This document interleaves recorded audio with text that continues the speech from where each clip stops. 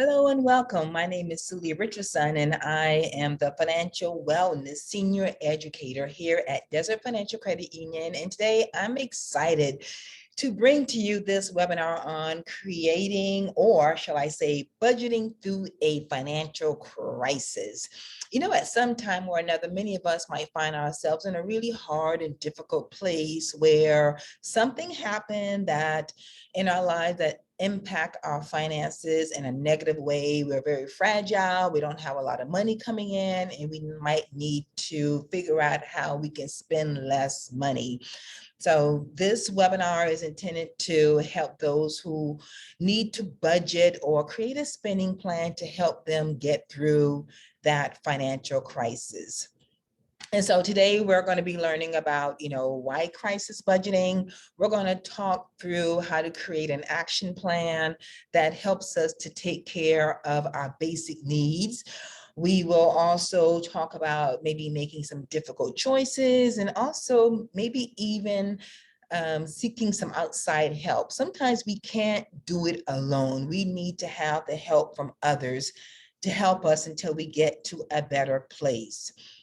So the first thing that I want to talk about is, what is crisis budgeting? So crisis budgeting is creating a spending plan that's going to help us to take care of our basic necessities, the needs that we have, those things that we have to take care of, that we're going to be spending money on only on necessities. We're going to eliminate spending money on luxuries and feel-good items. We're going to eliminate unnecessary spending. We're going to be more frugal. We're going to talk about being conservative, maybe conserving our resources, being frugal, not just with the money, but with maybe food and utilities, rationing, eliminating waste, getting everyone in the family on board. Crisis budgeting. One of the things to keep in mind is that as we talk about a crisis budget, it is different from a regular spending plan. It is different from a regular budget. First of all, because it is not intended to last forever. Something happened where, their money is not what it used to be. And so you have to adjust your lifestyle to accommodate it, which means that it's not intended to last forever. And if you have money in a savings account, now is the time that you might want to, or might even need to start taking money out of your savings to help to pay for your necessities until things turn around. Remember that it's temporary. One of the things that, when you're going through a financial hardship, it's very stressful. It can be very stressful. And with stress, sometimes we don't always make the best decisions. Sometimes we don't make informed decisions because our emotions take charge. And so we make uninformed decisions. We might not even consider all of our potential options. We might feel overwhelmed. And so we would want to, of course, to document, to write things down. Start by getting a notebook and writing down what the problem is. What's the situation? What is happening? So that you can create an action plan.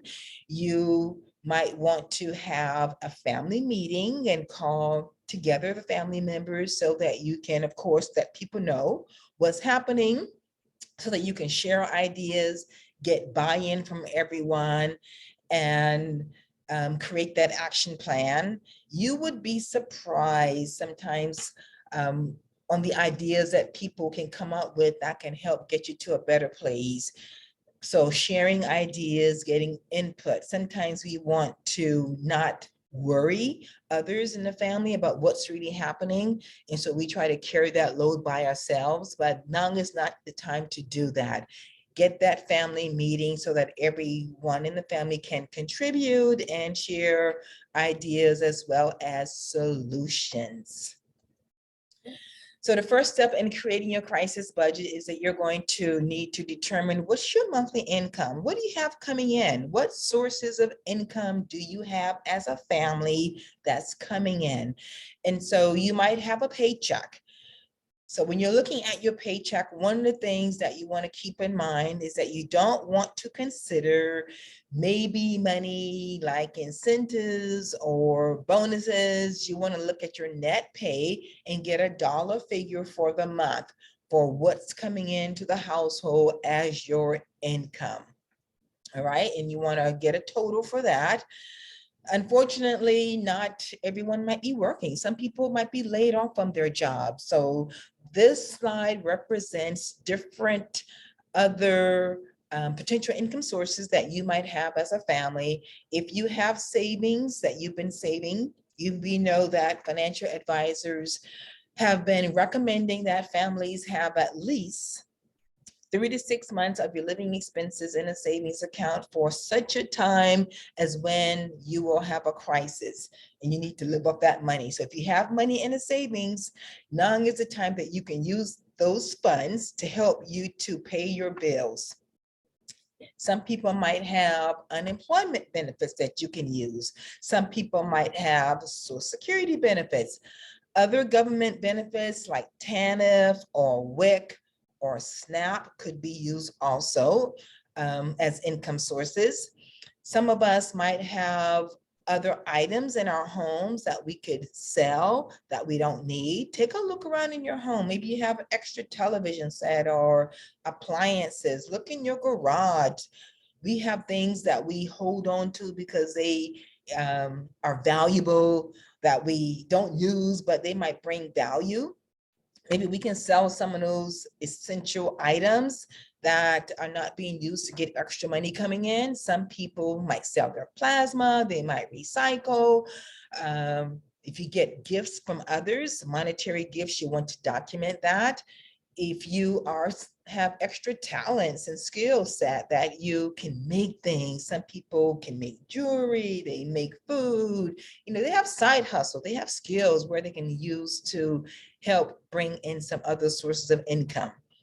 When I was teaching classes out in the community, a lot of what you see on the slide are items that the class participants would suggest or disclose as other income sources. So this is not stuff that I sat and thought about. This is information that was shared in other classroom settings where when we got to the part where we brainstorm about what other income sources that people could have, these are some of the items that the class participants would share as other sources for income.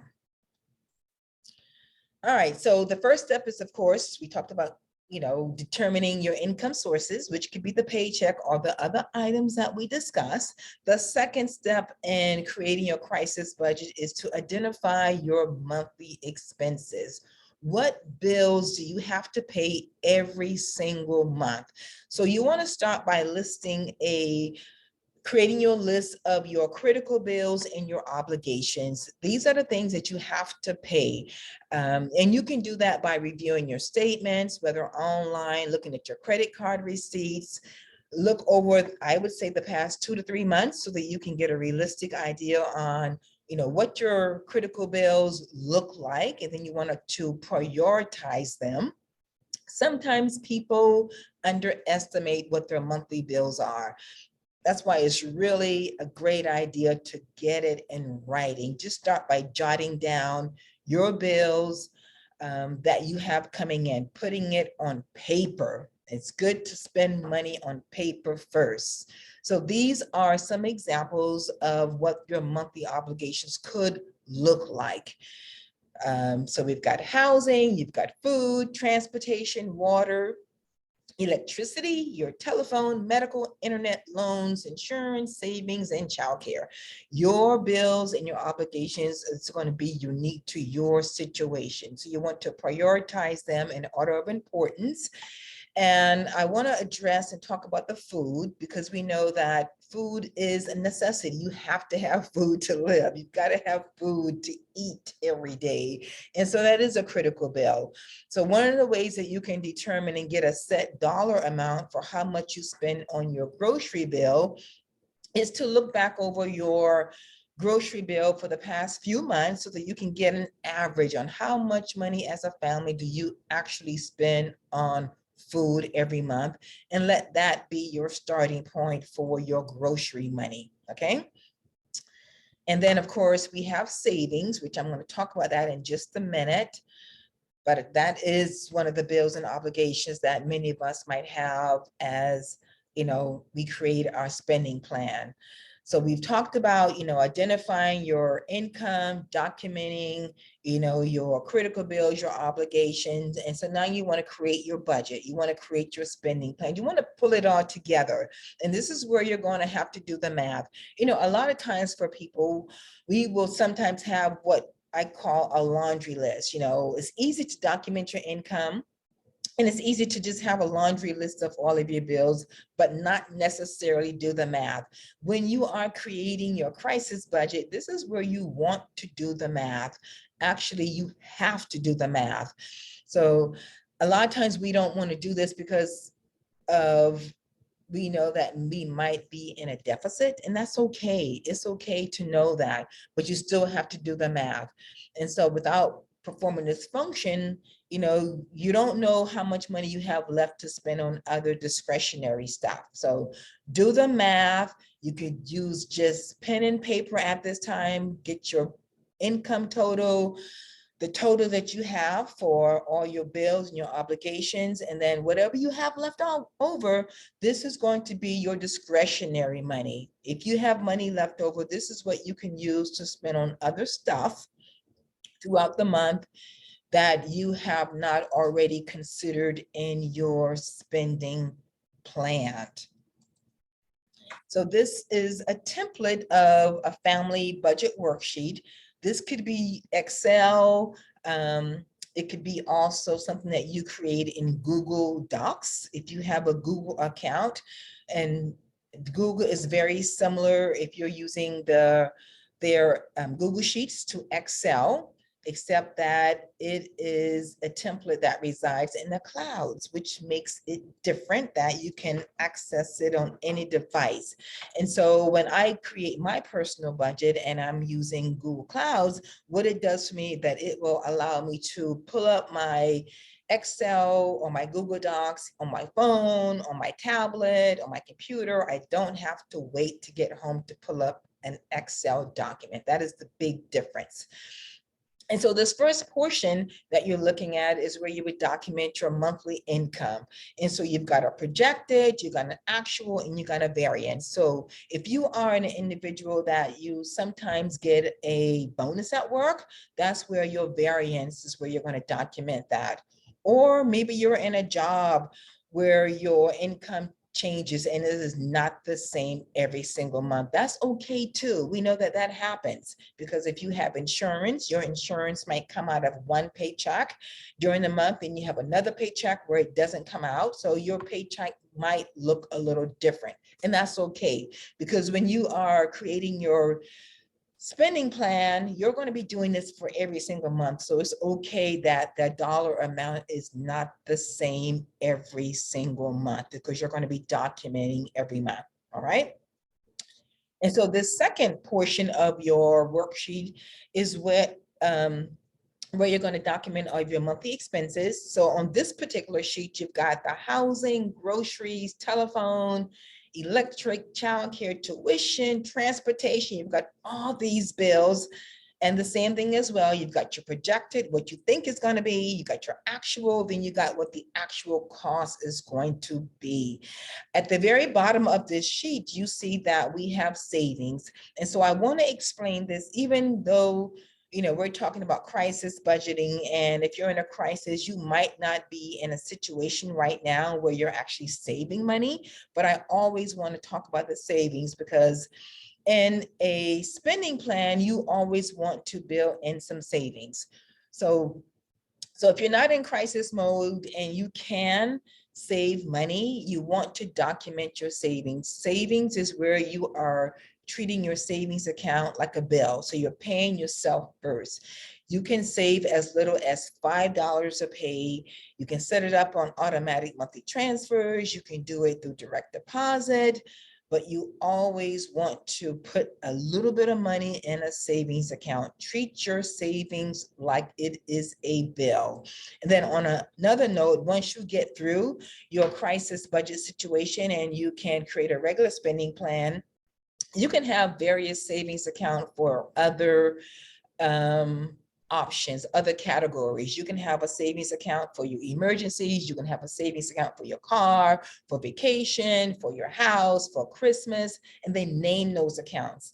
And especially if you have an account with the credit union, you can name your account and then set it up on auto deposit. All right. And so now you've got that discretionary money that we talked about. We've talked about how you set up you have your income, you've identified your critical bills, your obligations, and if you have extra money left over, this is the money that you really want to track. And so tracking is really important, especially if you're in a crisis budgeting mode, and you can track using any of these tools. You can track by using your receipts. You can track by using a notebook, you can use software, you can use online banking, you can use mobile apps, you can use a combination, you can use one or all of these. It is up to you. The important thing is that you track your spending. When you're in a crisis mode and your crisis budgeting, every dollar has to have a name, every dollar has to have a purpose. You cannot have a large miscellaneous category, and you really shouldn't have any miscellaneous category. You want to give every dollar a name and give every dollar a purpose.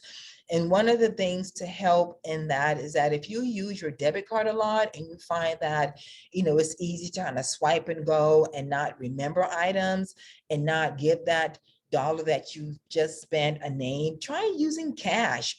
Try not spending on credit, try not spending using a debit card, go in and get the actual cash money for your miscellaneous spending.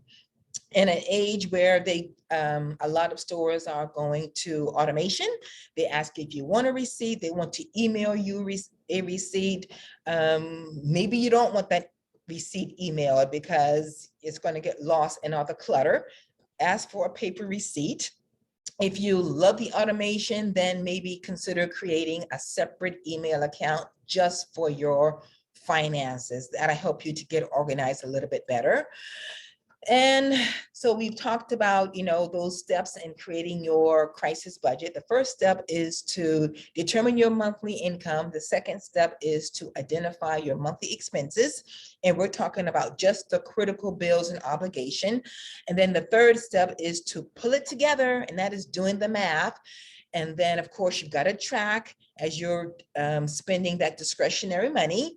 And then the fourth step is that you're going to review and make any kind of necessary changes. So, and this is going to be dependent on your outcome. So maybe you've done it and everything is fine, but you still want to review. I cannot stress enough how important it is to always look at your money, be very nosy about your finances, pull up your online banking, look at your credit card receipts, look at, your receipts, if you can still get receipts in the mail, and just review and see how you can make changes.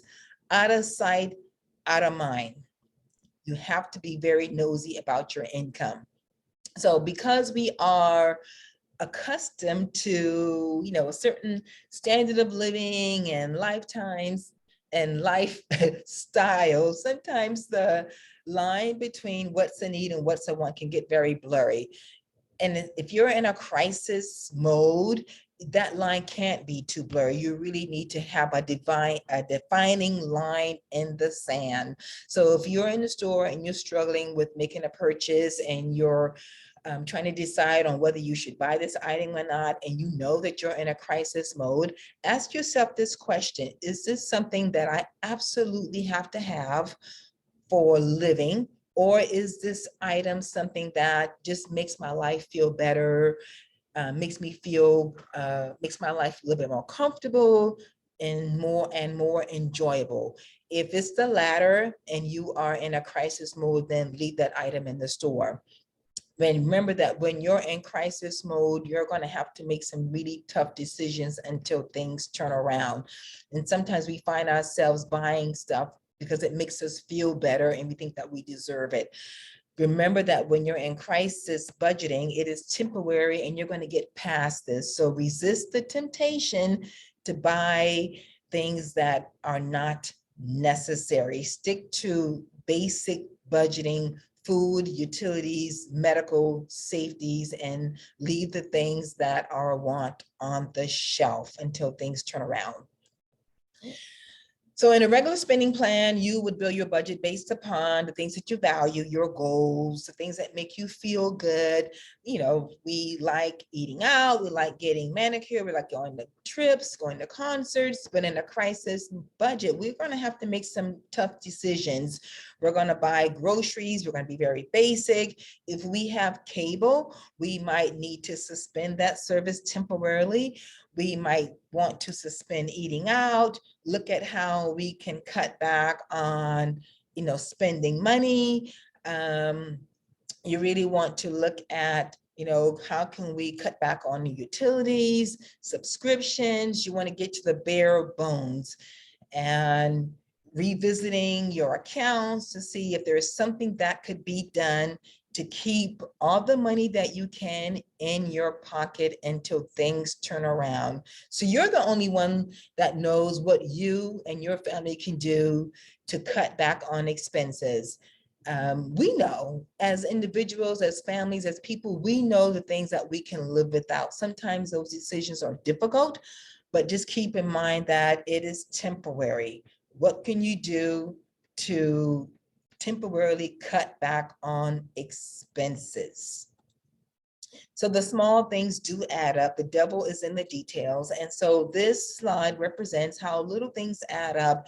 So lunch out 3 times a week at $8 for 1 month is $96. When you look at the pizza and wings on Friday nights for 1 month is $108. But if you do that all the time, and you do the math for 1 year, that is over $1,200. The devil is absolutely in the details. And sometimes it's those small things that can really make a difference. It's really easy to splurge and buy things, as I said before, because when you're stressed out, little things make you feel good. The devil is in the details. Do your math. Do your math. So what else could you do? So if you have went through all of your spending, you have eliminated on every front and you're like, there's nothing else left that I can do, maybe take a look at your paycheck. Do you have any deductions that are coming out that you could temporarily suspend? What about your tax withholding status? Could you do something different with that to get some extra money coming in? If you do want to change your tax withholding status, be sure to talk to a tax professional prior to making that change to make sure that it is the right decision for you and your family so that you're going to be in a good place. If you do make some changes, make sure that you document. When you're making changes, like suspending services or changing your tax status, some of these things you might not even remember. So journal, have a notebook where you can write stuff down because you won't remember. And then maybe there are some other options when people are in a crisis and when they are distressed due to their finances. Sometimes they want to work it out on their own. They delay contacting service providers and landlords and loan companies and their banks and credit unions because they don't want to face the reality. Sometimes they might be able to work with you and offer maybe a loan extension.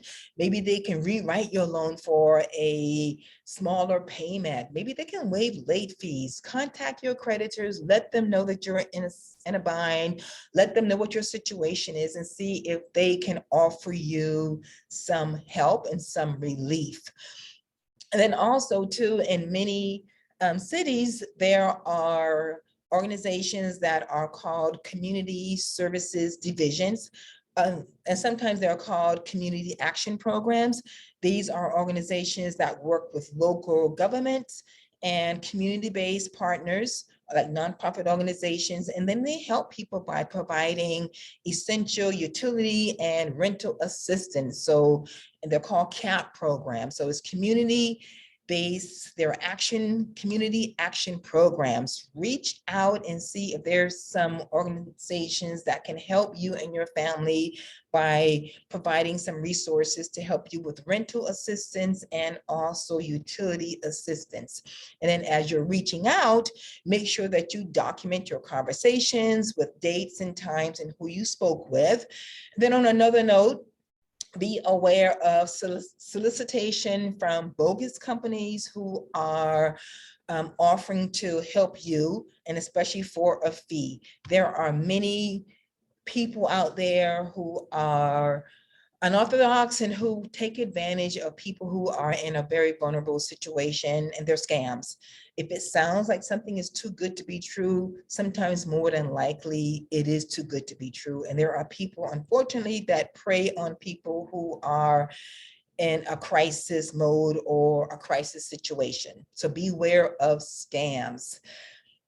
So I thought it was important to speak briefly on this topic on how to handle a financial windfall. We know that during the pandemic in 2020, the federal government provided stimulus money to help families through that difficult time. And so there was some research that was conducted that suggests that some people are not good at handling a windfall. So the research showed that people don't know how to optimize the money for the best use. And so it talked about how to be strategic about how you're going to use that money. So one of the things that from that research that it talked about is to have a plan for what you're going to do with that money before you actually get the money. And so this could be from stimulus money. It could even be just from your tax refund, knowing that you're going to get that money. Have a plan, put it in writing on how you're going to spend that money before you get it in your hands, because it gives that money a purpose. Some of us might want to take care of essential needs. We might want to pay off debt. You might want to build up our emergency fund. And then we might want to even allow for a small treat. Whatever you decide to do with that money, it is up to you, but you do want to make a plan before you actually get the money in your hands for what you're going to do with that money. Because if you don't have a plan, what happens is you start spending a little bit here, a little bit there, and before you know it, all the money's been spent, and you look back and you don't know what happened to the money. All right. Okay, so up to this point, you have created your spending plan, you've got your income, you've got your critical bills, your obligations, you've tracked your spending with your discretionary spending, you've done all that math, and you've reviewed and see how you can make improvements to your spending plan. What could you do differently? And so the final step in creating your crisis budget is to maintain and track, which is really, really important, because your life, obviously, things are going to change. Things will not be the same. So you just want to maintain your budget. Your spending plan is a living, moving, breathing document. It will not be the same. It is going to change. So you need to adjust your financial behavior, be flexible because things will change. Continue to have your family checking meetings. Even after the crisis is over, it's good to have those meetings so that everyone is on the same page. Expose yourself to learning about financial matters. There are all kinds of podcasts and financial education information online where people are giving tips, people share their stories.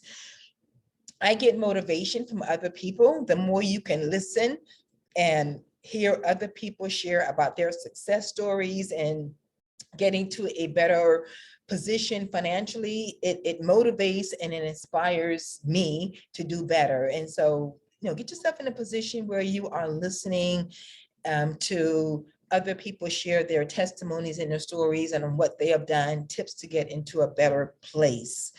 What you might also find is that, you know, some of the new habits that you have created, that you want to keep those. You might find that, you know, you have a better peace of mind because things are now different. Remember to track.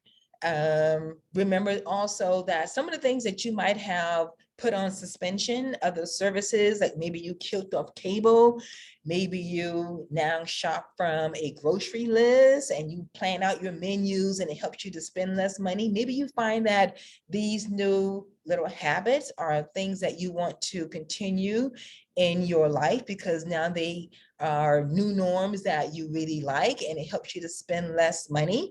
So don't be surprised that you find that you've got some new normal that you want to continue to implement and use in your financial life going forward.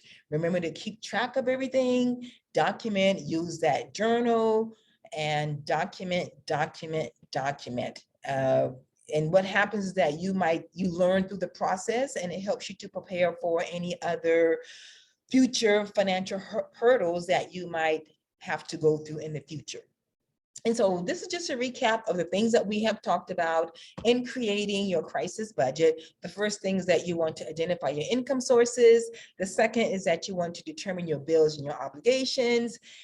And then the third step is doing the math, which is really, really important. And the fourth step is you're going to review and make any necessary changes. And then the last step is just to maintain and know that this is temporary. It is not intended to last forever.